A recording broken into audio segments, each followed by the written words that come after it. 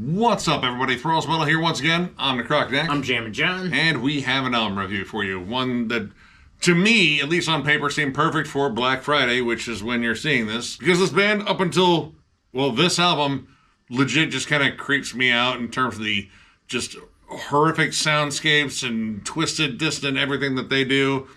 Anyway, we are going over the latest offering from Blut Aus Nord, Ethereal Horizons. This comes out on the 28th of November on Debir Morty Productions. Probably screwed up saying that for like the 800th time. This band formed in 1994 in France, probably under a full moon. That would be my guess.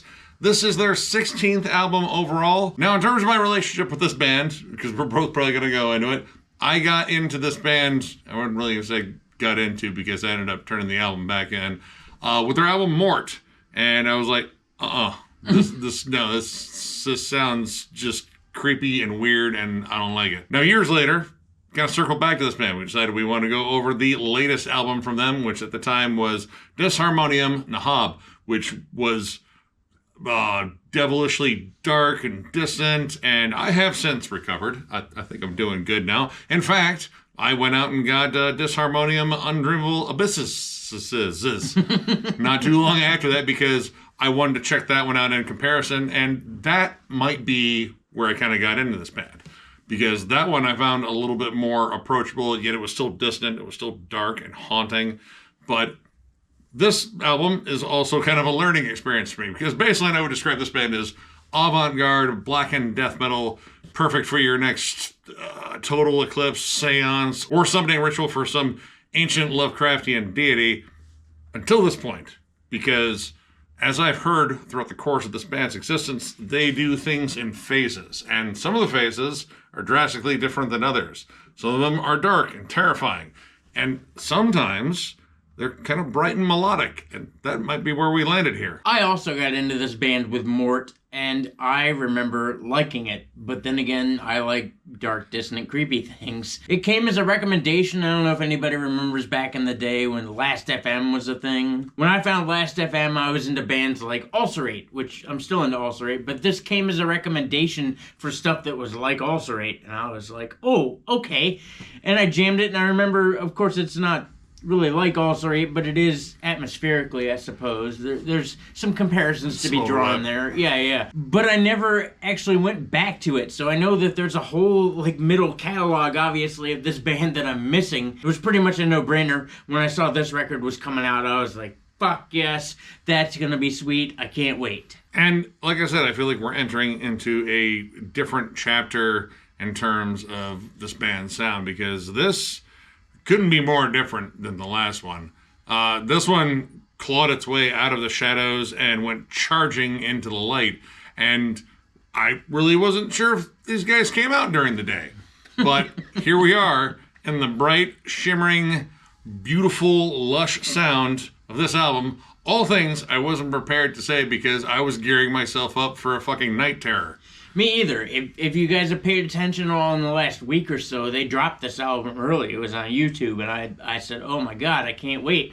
And I listened to it, and I went, well, I mean, yeah, it's still this band, but, I mean, vastly different. I mean, we are not in the darkness here, folks. There are definite darker moments that I'm sure we'll cover, but, I mean, it was bright and shimmering and serene and clear and not what I was expecting at all. Even the dark moments aren't necessarily that dark. They're just moments of shade, like a little shadow here and there. In fact, the opening track, Shadows Breathe First, which to me sounded like something creepy that this band would, say, like, oh yeah, because the shadows are alive and they will eat you while you're sleeping.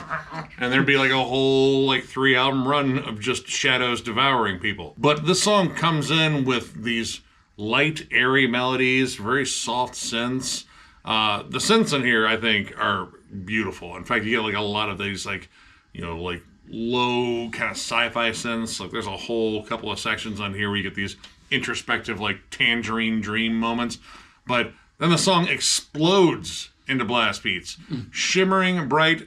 Honestly, there are a good chunk of these songs that have elements of black gaze or blackened shoegaze. 100%. Whatever you want to call it.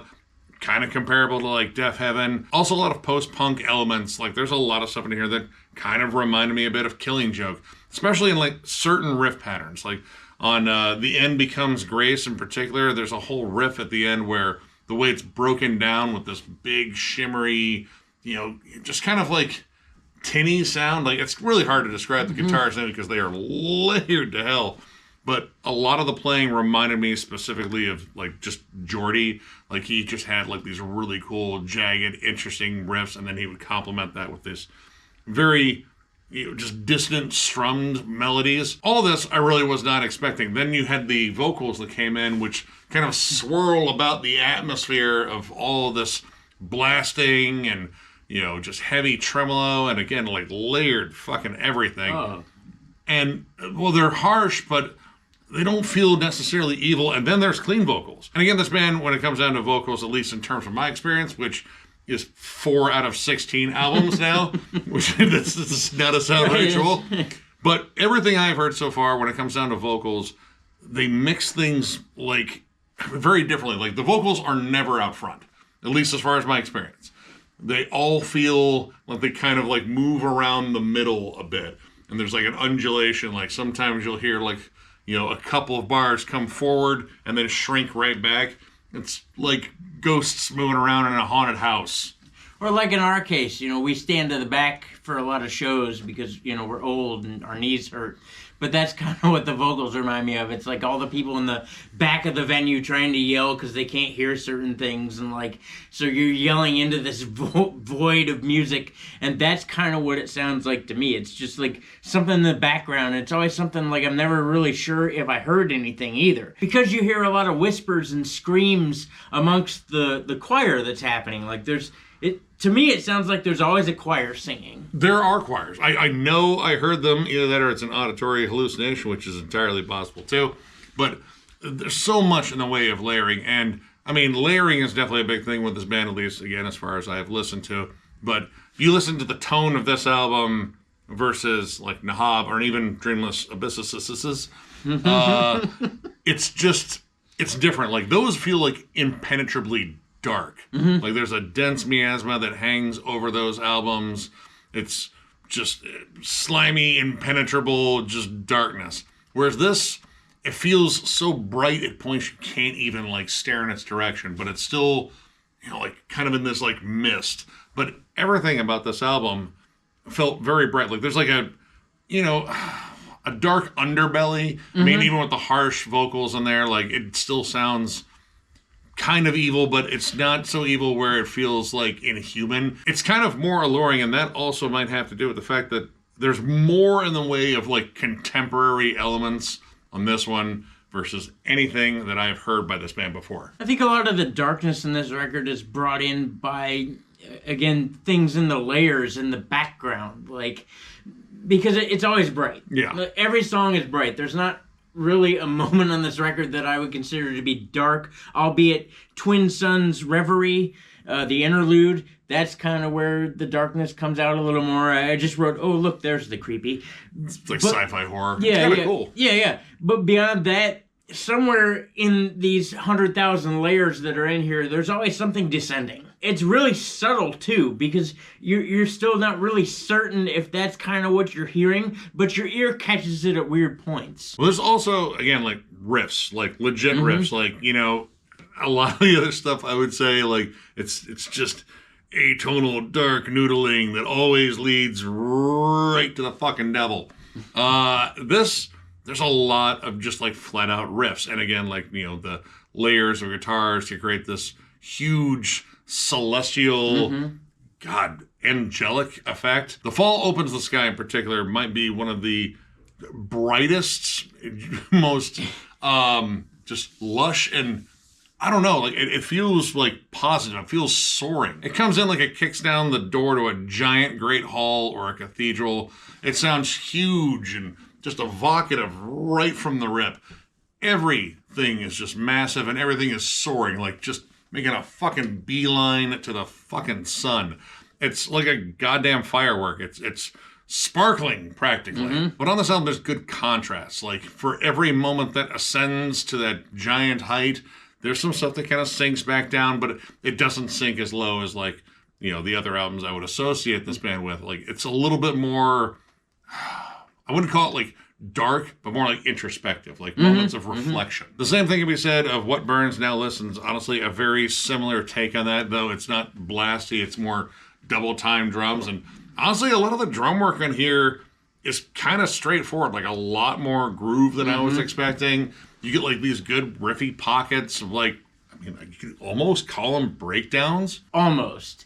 They're very straightforward, big open chords for the most part. Like, I wouldn't state anything was necessarily chuggy on here. There are some moments, again, in like songs like The Ordeal, which have a bunch of riffs in them.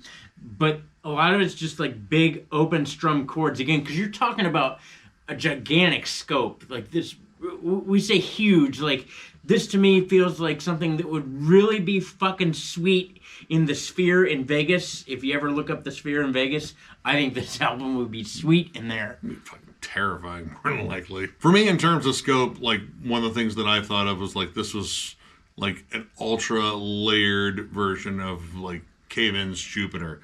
Same shimmering riffs, but they are still riffs. Like you still have like, notable chunky riffs, but all this atmosphere swirling around it. And this one's notably more melodic than at least I was expecting on here. And weirdly hypnotic. Like there's a lot of droning melodies. I mean, most of the songs in here are around like the 6.5 to 7 minute mark. We got a giant 12.5 minute closer in here. So they do draw out moments on here, especially if you get like a good hypnotic melody in there. But it doesn't feel like it's drawing you into the void or anything like that. Honestly, there's an odd sort of like serenity with some of this. Like, I found myself like questioning, this is the same band that creeped me the fuck out.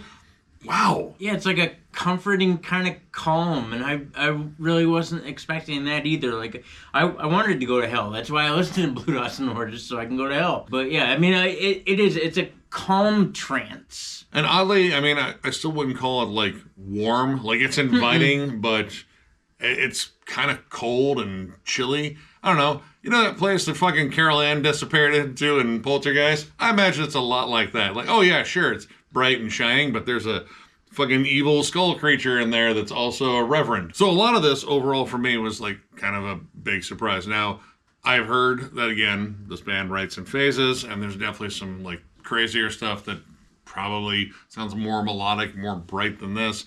But this was my first trip to the other side of Blut Aus Nord, which I didn't think this side of them actually existed. And I would say all of it is really done well. Again, production here I think is really just huge. It's as big as it absolutely needs to be.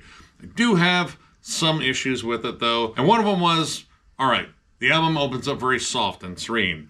And immediately I was not comforted by that. I was unnerved because like, oh, you're fucking setting me up for a fucking jump scare. And while it wasn't like something dark and fucking evil right away, all these songs explode. And generally it goes from something, again, like very, muffled, very airy and light to just, bam, everything at 11. It's loud, it's insane. Like, dude, if you could stop with that, like, there were points in here I would like to hear, like, some of the building that they do, like, around, like, the bridges on here. Because when they get to, like, a long, drawn-out bridge, an instrumental section, they build back into, like, the big repeated hook really well. A lot of these songs just fucking take off like a fucking bullet, though. There's a part in What Burns Now Listens, actually, that sounds like... You ever ride in the car and you're on the expressway and somebody's got one window down and there's this weird, like, oscillation going on? It was doing that in my ears. And I was like, what the fuck? Like, it really strange. But that's kind of like the intensity that everything's recorded at. And some of the clean vocals I wouldn't have minded if they were like a little bit more upfront, especially with like the more choir ones, because that would just be like one more thing to kind of build up that moment to be more epic. But I mean, overall, this was really good, and I'm starting to appreciate this band more. Again, I'm only 4 albums into this band's long career, 1/4, and I'm sure it gets fucking weirder and fucking twisted. In fact, I know it does because there's one album that I just flat out didn't like years ago. But I'm starting to get into this band more. I'm starting to appreciate what they do because they really know how to like make this quite epic. Like the last song in particular, "The End Becomes Grace." I mean, it's an absolutely beautiful piece. It's very drawn out, but the melodies are great, and I love like transitions and how it's a little bit smoother. The whole bridge in that song, where they shrink everything down, and you get those warm synths again, and these clean melodies, and how it builds in this huge crescendo at the end. Absolutely beautiful songwriting. And when they break down that riff at the end, it does kind of sound a little bit like Tool Schism. It does. But not really going to complain. I like that song. So yeah, overall, I'm going to give this 4 stars. I'm starting to warm up to this band. At least they're, less occultish, fucking will kill you in your sleep with, daggers and shit and sacrifice your body to some fucking Lovecraftian god that lives in a pit in the middle of the city. That's probably what goes on in Toledo at night. I don't know. But, no, I dig this. Like, it is a completely different animal than the last one. I'm sure I'm, explaining nothing to all the longtime fans. Like, fucking rookie. Fucking, I listen to fucking Blut Aus Nord. Okay. Poser here. Totally. But, this band is like kind of advanced level listening. Like, this is not a starter band at all. Like, you don't go from like Pantera to Blut Aus Nord. That just doesn't fucking happen. But this, again, it showcases a completely different side. It's still, oddly technical in its way in terms of like its song construction. There's a little bit more in the way of contemporary elements, so I'd say this one's definitely more like listenable than I would say the last one was to me. You have good riffs. The atmosphere in here is fucking huge. And, at times like it gets just dark enough to kind of give it like a more sinister edge, but a lot of this, it's more about that kind of shoegazy just beauty. Like everything shimmers and glimmers and it's just bright and, I don't know, kind of oddly wonderful. Again, I am really unnerved that I'm saying all these things about this because now I'm pretty sure this album will turn into something else horrible in the middle of the night and fucking kill me. And if that happens, well, this is my last review, and this was a really solid album. And if you're a longtime fan of this band, I'm pretty sure this isn't something entirely new for them. That's my guess. But, I mean, also, if you're a big fan of Imperial Triumphant, Aranzi Pazuzu, maybe. I don't know. If you just like your metal weird, then there's a good chance you're already into this band. So, yeah, just go ahead and check out another one. I'm also going to give it a 4 for totally different reasons than I gave the last record a high rating. Yeah, this is not what I was expecting. I wanted dark and evil, and that's what I like about this band. However, when they are bright, they do it really well. And I have no idea either. Like I said, skipped a massive chunk of this band's catalog, and I'm kind of shocked because I like music like this, so I need to go back and listen to more of it. But as far as this record is concerned, it's beautiful. It's bright, it's shimmering, it's trance-inducing, it's extremely hypnotic. The melodies on here are catchy as shit. I didn't even get into the cool part of The Fall That Opens the Sky. There's a jammy bridge in that song that's super cool. It's got a slide bass on it. I really enjoyed it. But yeah, like the record in its entirety is very well done, very well composed. The jump scares kind of suck. They are very loud. I would watch your speakers on that one. I'm just going to be honest with you. We go from nice and calm and floating down the lazy river to in-your-face downtown New York, crazy person screaming at you. Like, I would just kind of state that that's probably the case. It's like switching stand-up specials between Stephen Wright and then Sam Kinison. Yeah, dude, it's like that. If you've been a fan of this band for a long time, more beyond what we've listened to, then you're probably really going to dig it. If you're also a fan of stuff like newer Garia, bands like Death Heaven, stuff like that, you're probably really going to dig this. I don't know, check it out for yourself. So, if you enjoyed this review, give it a thumbs up, and if you are new to the channel, subscribe, because we do stuff like this all the time. We also have memberships. They're only 99 cents. And Lone Perk is doing a members-only live stream, which we'll probably be doing, I would say, next week. Would say maybe Wednesday. I'll put it in the whole little thing, and we'll figure out a time. Either way, memberships are the main way to support the channel, and there's a join button down there for you to hit that would allow you to, well, join up. And joining up is awesome. So I hear. It at least protect you from all the things that live under your bed that were inspired by this album. or maybe not this album, maybe other albums by this band. This band's creepy, and there are definitely things under your bed. Join up now. Now, luckily for me, I just bought a new bed frame, and it sits about a foot off the ground. And I can guarantee you there's nothing under my bed except a sock, which I'm really pissed off about that I didn't grab because it's laundry day. But anyway, even if you don't hit the join button, it's totally cool. We do tons of non-members only stuff, non-members only live streams, which are just as dumb, if not dumber than the members only live streams. Album reviews, discography rankings, multiple discussion forums, collection updates, things like that, all metal all the time. We do all that for you guys because, goddamn it, we like you. Thank you for being here. Thank you for being a part of this channel. Thank you to everyone that comments and continues to interact with us on a daily basis. It's fucking wild. I can't believe it's a thing, but it's a thing nonetheless, and we couldn't do it without you guys. Thank you. Yeah, you guys absolutely rule. Tons of content coming your way. So one more big thank you because you guys are awesome, and we will catch you later.